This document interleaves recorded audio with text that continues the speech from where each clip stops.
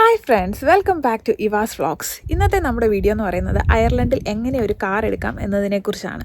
നമുക്ക് മെയിനായിട്ട് 2 ഓപ്ഷൻസ് ആണുള്ളത്. ഒന്നെന്ന് പറയുന്നത് നമ്മുടെ കയ്യിൽ ഫുൾ എമൗണ്ട് ഉണ്ടെങ്കിൽ നമുക്ക് ഒന്നെങ്കിൽ ഏതെങ്കിലും ഒരു ഷോറൂമിൽ ചെന്നിട്ട് നമുക്ക് ഇഷ്ടപ്പെട്ട കാർ എടുക്കാം, ഇല്ലെന്നുണ്ടെങ്കിൽ നമുക്ക് പ്രൈവറ്റായിട്ട് ആൾക്കാരുടെ കയ്യിൽ നിന്നും കാർ എടുക്കാം. രണ്ടാമത്തെ ഓപ്ഷൻ എന്ന് പറയുന്നത് നമ്മുടെ കയ്യിൽ പൈസ ഇല്ല, നമുക്ക് ലോൺ എടുക്കണം എന്നുണ്ടെങ്കിൽ നമ്മൾ എന്ത് ചെയ്യും? അതാണ് മെയിനായിട്ട് നമ്മളിന്ന് ഡിസ്കസ് ചെയ്യാൻ പോകുന്നത്. അപ്പോൾ ഞാനിവിടെ വന്ന സമയത്ത് എൻ്റെ കയ്യിൽ ഫുൾ എമൗണ്ട് പേ ചെയ്തിട്ട് ഒരു കാർ എടുക്കാനുള്ള ഒരു സിറ്റുവേഷൻ അല്ലായിരുന്നു. അപ്പോൾ ഞാൻ ചെയ്തത്, എനിക്ക് അറിയാവുന്ന ബാങ്കുകൾ, അതായത് AIB, bank of Ireland, credit union, ഈ 3 ബാങ്കുകളിലും ഞാൻ വിളിച്ച് ചോദിച്ചിട്ട് അവിടുത്തെ പേഴ്സണൽ ലോണിൻ്റെ ഇൻട്രസ്റ്റ് റേറ്റും അതുപോലെ തന്നെ കാർ ലോണിൻ്റെ ഇൻട്രസ്റ്റ് റേറ്റും ചോദിച്ചു. അപ്പോൾ എനിക്ക് ഏറ്റവും അഫോർഡബിൾ ആയിട്ട് തോന്നിയത് ക്രെഡിറ്റ് യൂണിയനിലായിരുന്നു. അന്ന് അവിടെ കാർ ലോണിൻ്റെ ഇൻട്രസ്റ്റ് റേറ്റ് എന്ന് പറയുന്നത്, അത് 2 വർഷം മുമ്പ് 7 പോയിൻറ്റ് സംതിങ് ആയിരുന്നു. പക്ഷേ ഇന്ന് അത് കൂടിയിട്ടുണ്ട്, 8 പോയിൻറ്റ് സംതിങ് ആണ്. പക്ഷേ അവർ അന്ന് പറഞ്ഞ കണ്ടീഷൻ എന്താണെന്ന് വെച്ച് കഴിഞ്ഞാൽ, അവർ ഒരിക്കലും എമൗണ്ട് ആയിട്ട് എൻ്റെ അക്കൗണ്ടിലേക്ക് ഇട്ട് തരില്ല.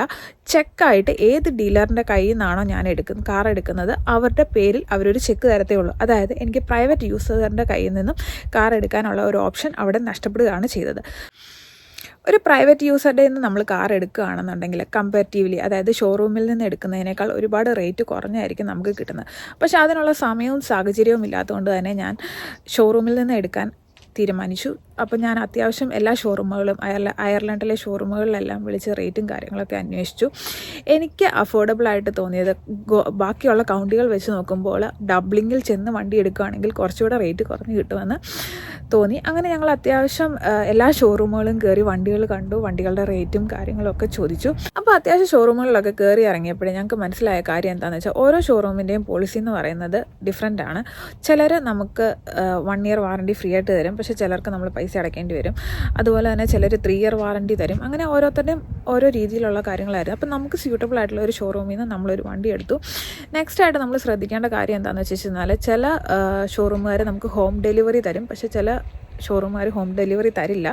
അപ്പോൾ ഞങ്ങളെ സംബന്ധിച്ചിടത്തോളം ഞങ്ങൾക്ക് ഡബ്ലിങ് ഏരിയയിൽ ഡ്രൈവ് ചെയ്യുന്ന അത്ര കംഫർട്ടബിൾ അല്ലായിരുന്നതുകൊണ്ട് തന്നെ ഞങ്ങൾ ഷോറൂമിൽ ഹോം ഡെലിവറി ചോദിച്ചു. അപ്പോൾ അവർ ഞങ്ങൾക്ക് തരില്ല എന്ന് പറഞ്ഞു. അതുകൊണ്ട് തന്നെ ഞങ്ങൾക്ക് ആ ഷോറൂം ക്യാൻസൽ ചെയ്യേണ്ടി വന്നു. പിന്നെ വേറൊരു ഷോറൂമിൽ നിന്നാണ് ഞങ്ങൾ വണ്ടി എടുത്തത്. അപ്പോൾ അവർ ഹോം ഡെലിവറി ചെയ്തു തരാം എന്ന് പറഞ്ഞു. അപ്പോൾ അതും കൂടെ നിങ്ങൾക്ക് ഡ്രൈവിങ്ങിൽ ഇഷ്യൂസ് ഉണ്ടെന്നുണ്ടെങ്കിൽ ഹോം ഡെലിവറി ചെയ്തു തരുന്ന ഷോറൂമാണോ എന്നുള്ളതൊന്ന് കൺഫേം ചെയ്തതിന് ശേഷം മാത്രം വണ്ടി എടുക്കാൻ ശ്രമിക്കുക.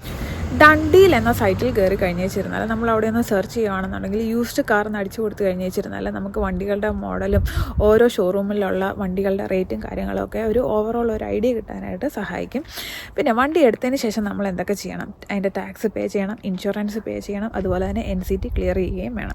ഇതൊക്കെ ഏത് സൈറ്റുകളിൽ, അതായത് ടാക്സ് പേ ചെയ്യാനുള്ള ലിങ്ക് ഞാൻ ഈ വീഡിയോയുടെ ഡിസ്ക്രിപ്ഷനിൽ കൊടുക്കാം. അതുപോലെ തന്നെ NCTക്ക് നമ്മൾ ബുക്ക് ആൻഡ് NCT എന്ന് അടിച്ചു കൊടുത്തതിന് ശേഷം നമുക്ക് ഏത് ലൊക്കേഷനാണ് വേണ്ടത് അതനുസരിച്ച് ലൊക്കേഷൻ സെലക്ട് ചെയ്ത് അതിൻ്റെ പേയ്മെൻറ്റും ചെയ്യേണ്ടതാണ്. ലൊക്കേഷൻ എന്ന് പറയുന്നത് ചിലപ്പോൾ നമുക്ക് അടുത്തുള്ള ലൊക്കേഷൻസ് കാണും, ചിലപ്പോൾ നമ്മുടെ ലൊക്കേഷൻ ദൂരെ ആയിരിക്കും. നമ്മൾ NCTക്ക് ഡേറ്റ് എടുത്തു കഴിഞ്ഞാൽ നമ്മൾ അത്യാവശ്യം ഡ്രൈവ് ചെയ്ത് പോകുന്നതുകൊണ്ടൊന്നും ഇഷ്യൂസൊന്നും ഇല്ല. ഇവിടെ ഡേറ്റ് കിട്ടിക്കഴിഞ്ഞ് വെച്ചിരുന്നാൽ നമുക്ക് എവിടെ വേണമെങ്കിലും ഡ്രൈവ് ചെയ്യാം. ഗാഡ കാണിച്ചു കഴിഞ്ഞാൽ നമുക്ക് NCTക്ക് ഡേറ്റ് കിട്ടി എന്നുള്ള മെയിൽ കാണിച്ചാൽ മാത്രം മതി. ഇൻ്റർനാഷണൽ ലൈസൻസ് വെച്ചിട്ട് നമുക്ക് ഏറ്റവും ആദ്യം ഇൻഷുറൻസ് തരുന്നത്, അല്ലെങ്കിൽ പെട്ടെന്ന് നമുക്ക് അപ്രോച്ച് ചെയ്യാൻ പറ്റുന്നത് ആക്സയുടെ ഇൻഷുറൻസ് ആണ്.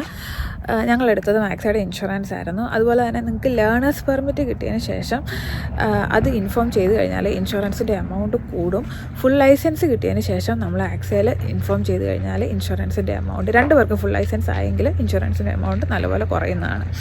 പിന്നെ നമുക്ക് 2 പേർക്ക് ഫുൾ ലൈസൻസ് ആയി നമ്മൾ ഇൻഷുറൻസ് പുതുക്കുകയാണെന്നുണ്ടെങ്കിൽ നമുക്ക് ബ്രോക്കേഴ്സ് ഉണ്ട് അയർലൻഡിൽ, ഇൻഷുറൻസിൻ്റെ ബ്രോക്കേഴ്സ്.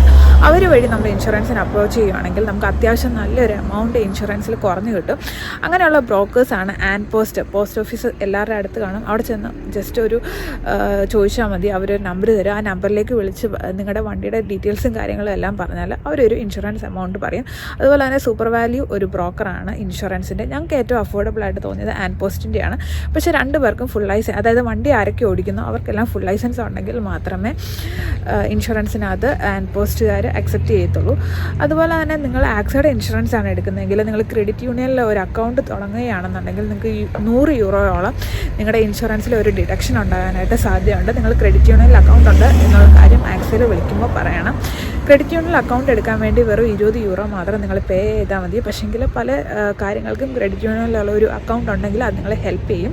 ഇന്നത്തെ വീഡിയോ എല്ലാവർക്കും ഇഷ്ടപ്പെട്ടെന്ന് വിശ്വസിക്കുന്നു. ഇനിയും ഇതുപോലെയുള്ള വീഡിയോസ് കിട്ടാൻ വേണ്ടി ഈ ചാനലൊന്ന് സബ്സ്ക്രൈബ് ചെയ്യുക. ബൈ.